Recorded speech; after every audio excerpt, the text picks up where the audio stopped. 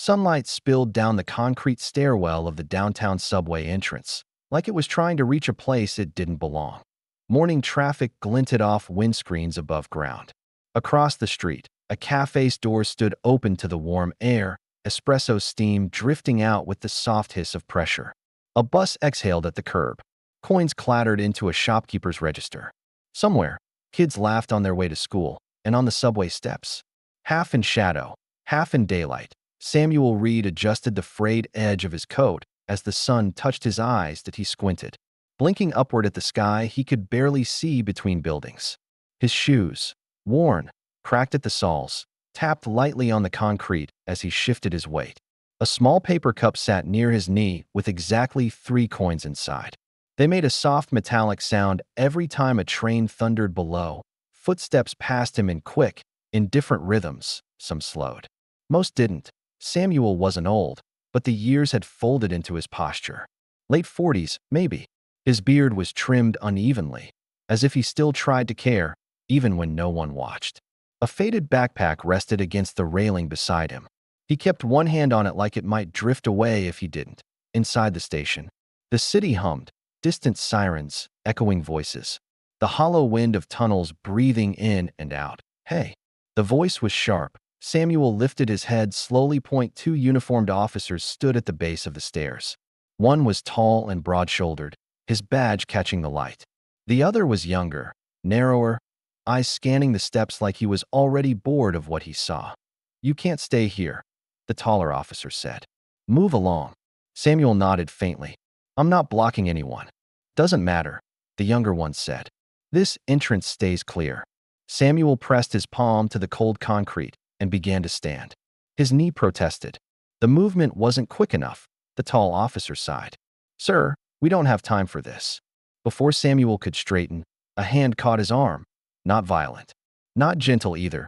The world shifted abruptly. His backpack slid from the railing and hit the steps with a dull thud. The sound echoed louder than it should have. "Hey, wait," Samuel said, instinctively. The younger officer grabbed the other arm. Commuters slowed. A woman with a coffee froze mid-step. Someone behind her whispered something quiet and uneasy. Samuel's shoes scraped against the concrete as he was pulled upright. "I was standing up," he said, breath uneven. "I was just, save it," the younger officer muttered. The cafe across the street hissed again with steam. Sunlight warmed the brick wall outside like nothing was wrong. Samuel didn't struggle. He just blinked against the brightness as he was turned and pulled toward the open sidewalk. The paper cup tipped. Coins scattered. They rang against the concrete in small, sharp notes. For a moment, no one moved. The sound hung there. Then people kept walking. The tall officer bent, picked up the cup, and shoved it back into Samuel's hand. "You can collect your change somewhere else." Samuel's fingers curled reflexively around the rim that a woman in business clothes hesitated near the curb. Her mouth opened slightly. Then she looked away and crossed the street. The younger officer guided Samuel forward with a firm hand between his shoulder blades. "Where are you taking him?" someone finally asked. The words came from a man standing near the cafe window, his face caught upside down in the glass. "For questioning," the tall officer said automatically. "About what?" The man pressed. "About loitering." The officer replied. Samuel's throat moved as he swallowed. They stopped beside the patrol car parked just past the bus stop. Sunlight flashed off the windshield, briefly blinding him. The younger officer opened the back door. "Hands on the roof," he said. Samuel complied slowly. His palms flattened against warm metal. The heat surprised him that a pause followed. Not long, but long enough for the street to feel suddenly quiet. Too quiet. The tall officer looked at Samuel's backpack lying on the sidewalk. "You got ID?" he asked. Samuel hesitated. "Yes."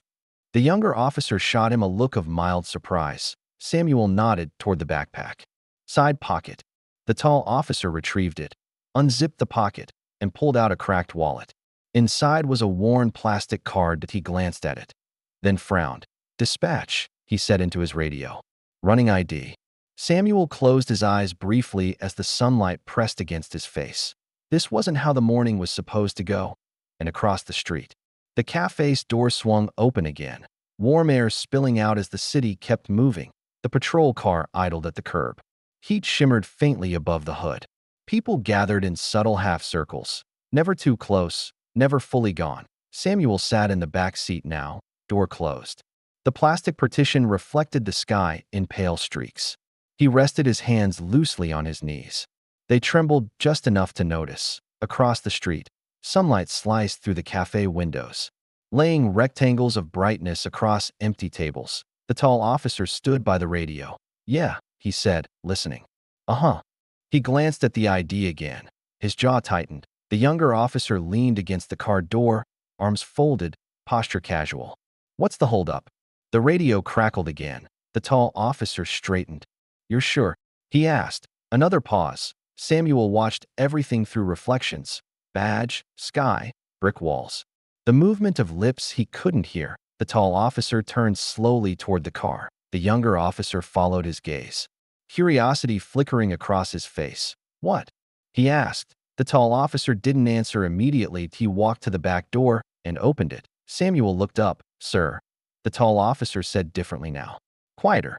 Can you step out?" Samuel's hands tightened in his lap. "Am I being arrested?"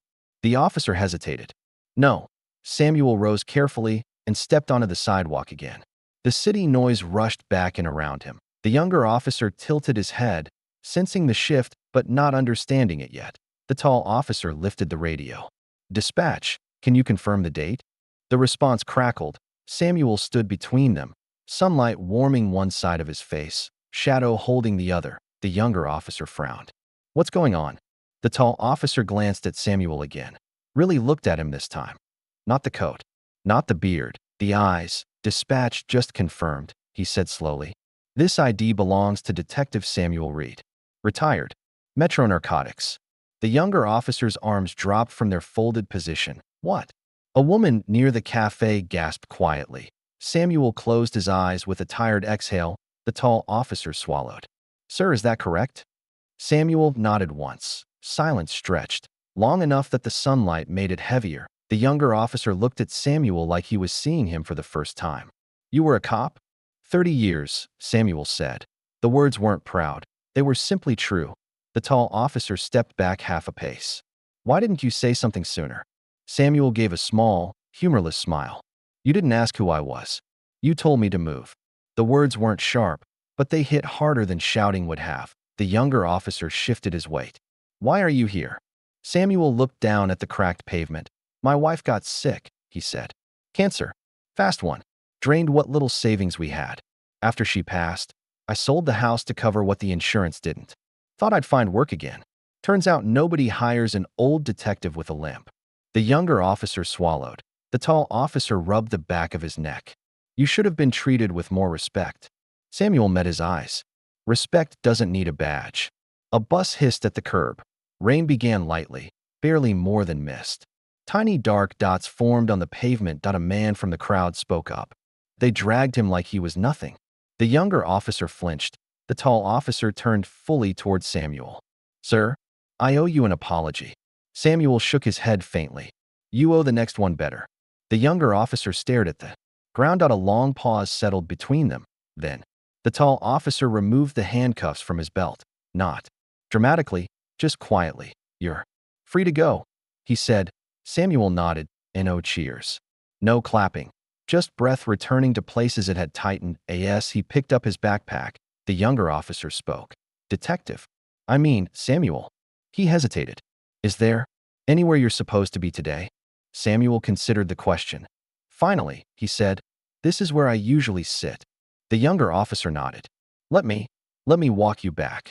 Samuel studied him, then allowed it. They crossed the street together in warm drizzle as the cafe door opened again, steam curling outward like an invitation. Inside, the espresso machine hissed.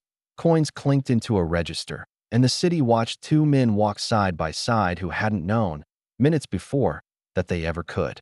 Afternoon light drifted across the park bench where Samuel now sat. Trees filtered the sun into soft gold patterns. Children played at the far end of the green. Laughter floated on wind that smelled faintly of rain. The younger officer stood nearby. Awkward without a script, the tall officer approached with 2 paper cups from the cafe. "Black," he said, handing one to Samuel. "No sugar, just like you said." Samuel took it. The warmth surprised him more than the kindness. They Saturday for a while. No one spoke. The city settled into a new rhythm. You ever miss it? The younger officer asked quietly. Samuel sipped. I miss believing I could fix things. The younger officer nodded slowly. The tall officer cleared his throat. We filed a report. The correct one. Samuel tilted his head. And, and I recommended a referral to Veteran Services and Housing Assistance. The department has a quiet fund for things like this. Samuel breathed out. Not relief. Something softer. The younger officer looked at him. If you want, I could walk you over there tomorrow. Off duty. Samuel studied him. You do that? The officer nodded. It's the least I can do. Sunlight caught in the leaves overhead, dancing across their faces that a woman walking past the bench slowed. Excuse me, she said gently. You were the man from the subway, weren't you? Samuel braced himself. She smiled. I saw what happened, she said. And what happened after? She placed a folded note beside him on the bench. For coffee. Another one. Tomorrow. Samuel stared at it long after she left. The tall officer rose. We'll leave you to the rest of your day. Samuel stood too. The three shook hands. Grip to grip. Equal now.as the officers walked away. Samuel sat back down and watched the city under late afternoon light. Glass windows glowing. Street signs catching fire with brightness. A man helping a stroller over a curb. He opened his backpack and found the folded photo he always kept there. One of him and his wife on this same bench, years ago. Both squinting into sunlight.